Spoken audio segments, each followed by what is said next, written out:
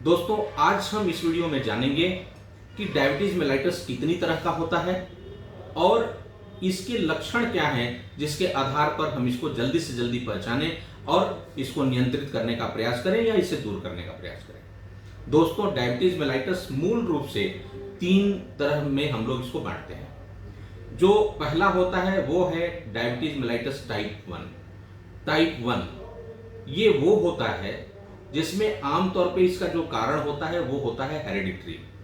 कभी कभी बिना हेरिडिटरी के भी ये हो सकता है। जैसे इंट्रायूटेराइन लाइफ में जब पेट में बच्चा है तब अगर किसी माँ को जेस्टेशनल डायबिटीज मेलाइटस अगर उसको होता है, प्रेगनेंसी के दरमियान में अगर डायबिटीज मेलाइटस की शिकायत उसको होती है माँ को, तो उसमें बच्चे को संभावना रहती है कि वो बच्चा टाइप 1 डायबिटीज मेलाइटस से सफर करे, जिसे हम जुवेनाइल डायबिटीज मेलाइटस भी कहते हैं। दोस्तों, इसका जो मूल कारण होता है वो ये होता है कि जो हमारा पैंक्रियाज है जहां इंसुलिन बनता है, वो पैंक्रियाज की जो बीटा सेल हैं वो एक्टिव नहीं है और इंसुलिन बन ही नहीं पा रहा है, या बहुत ही नॉमिनल मात्रा में बन रहा है, या इतनी कम मात्रा में बन रहा है कि वो ब्लड ग्लूकोज को सेल तक पहुंचा के उसे डाइजेस्ट करा करके और एनर्जी में कन्वर्ट नहीं करा पा रहा है। दोस्तों, तो यह जो डायबिटीज मेलाइटस टाइप 1 का होता है, यह इसीलिए इसको इंसुलिन डिपेंडेंट डायबिटीज मेलाइटस भी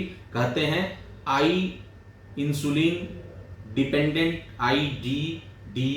IDDM, insulin dependent diabetes mellitus. दोस्तों, इसकी संख्या ज्यादा नहीं होती और ये लगभग पूरे 100, अगर 100 पेशेंट देखे जाएं डायबिटीज मेलाइटस के, तो उसमें इसकी संख्या मुश्किल से 3 से 5 के बीच में होती है।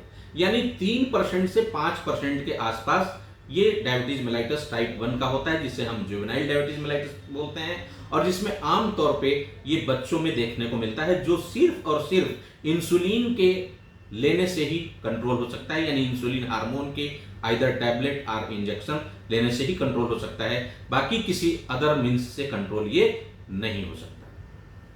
दूसरी जो वैरायटी होती है, जो सबसे ज्यादा होती है दोस्तों, जिसको कॉमन तौर पे हम लोग जो समझते हैं, वो होता है डायबिटीज मेलाइटस टाइप 2, जो आमतौर पे एल्डरली पीपुल को होता है। आजकल 20 साल के ऊपर, 30 साल, 25-30 साल के ऊपर, आमतौर पे 30-35 साल के ऊपर देखने को मिलता है। जनरल वे में 40 के ऊपर ऐसा माना जाता है कि 40 के ऊपर ज्यादा तौर पे देखने को मिलता है। लेकिन आजकल खान पान, रहन सहन इस तरीके से दूषित हुआ है और कहीं ना कहीं हम भागा भाग की जिंदगी में अपने सेहत के साथ समझौता कर रहे हैं, जिसकी वजह से यह अर्लियर भी आ सकता है और 25, 28, 30, 32 साल की अवस्था में भी आ सकता है, और इसको हम टाइप 2 डायबिटीज मेलाइटस कहते हैं, या non insulin dependent diabetes mellitus भी कहते हैं, NIDDM।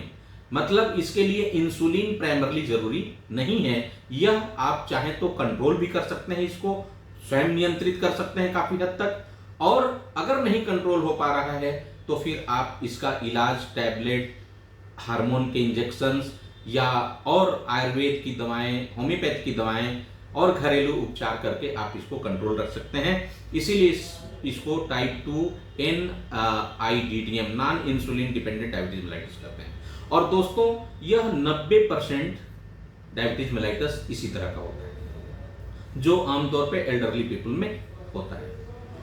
तीसरी जो वैरायटी है दोस्तों, वो उसको बोलते हैं हम लोग जेस्टेशनल डायबिटीज मेलाइटस। ये प्रेगनेंसी के दरमियान किसी किसी को देखने को मिलती है। आमतौर पे अगर हेरिडिटरी है, किसी के परिवार में ब्लड रिलेशन में अगर डायबिटीज रहा है, तो उनमें प्रेगनेंसी के दरमियान इस तरह की चीजें देखने को मिलती हैं।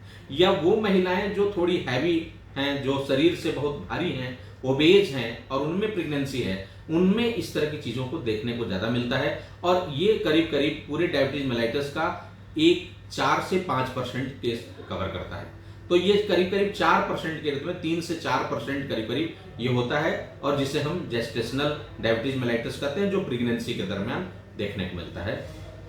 दोस्तों, ऐसा माना जाता है कि भविष्य में आफ्टर डिलीवरी यह पेशेंट, यह जो माँ है, जच्चा है, इसे डायबिटीज मेलाइटस की स्थिति बन सकती है। इसलिए हम उनको प्रिकॉशन बताते हैं कि आफ्टर डिलीवरी भी आप इसका जो है बीच बीच में मॉनिटरिंग कराते रहिए, और 1.5 महीने से 6 महीने के बीच बीच में आप इसकी मॉनिटरिंग आपको कराना चाहिए, और ग्लूकोज लेवल टेस्ट करा करके या ग्लूकोज टॉलरेंस टेस्ट करा करके आपको देखते रहना चाहिए, ताकि निकट भविष्य में होने की संभावना आपको ज्यादा है, इसलिए आप अपना बचाव कर सकें। तो मुख्य रूप से 3 तरह का होता है दोस्तों, और 0.5 to 1% के आसपास कुछ और भी कारण होते हैं, जैसे अगर पैंक्रियाज शुरू से ही खराब है, पैंक्रियाज में चोट लग गई किसी तरह की और पैंक्रियाज डैमेज हो गया, कोई अन्यत्र बीमारी है जिसकी वजह से आपको बहुत ज्यादा दवाएं खानी पड़ी और पैंक्रियाज खराब हो गया, तो इस तरह से कुछ ऐसे भी और वजहें हो सकती हैं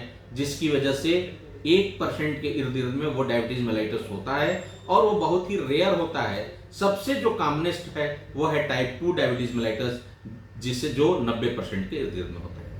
अब दोस्तों आइए हम जान लेते हैं कि इसका लक्षण क्या होता है, इसके लक्षण क्या होते हैं, ताकि हम समय रहते इसे पहचानें। जो आमतौर पे शुरू में जो प्राइमरी लक्षण के रूप में देखने को मिलता है वो है premature falling of hair, premature greying of hair, आंखों की रोशनी तेजी से घट जाना, भूख बहुत ज्यादा लगना, प्यास बहुत ज्यादा लगना, पेशाब बार बार होना, रात में बार बार पेशाब होना, हाथ पैरों में कमजोरी, झिनझिनाहट, क्रैम्प लगना, हाथ पैरों में क्रैम्प चढ़ना जिसको हम लोग पिरुड़ी या टांस लगना बोलते हैं, तो इस तरह के लक्षण दिखाई देते हैं।